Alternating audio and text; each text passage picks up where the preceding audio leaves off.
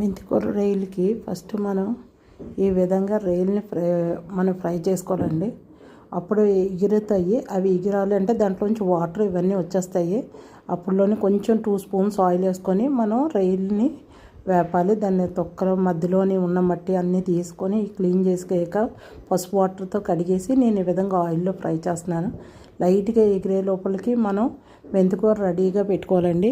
మెంతికూర రెడీగా పెట్టుకొని మనం ఈ విధంగా కాడలు లేకుండా మెంతికూరని ఒలుచుకోవాలండి. పెద్ద కట్ట ఒక కప్పు మెంతికూర అయితే సరిపోతుందండి.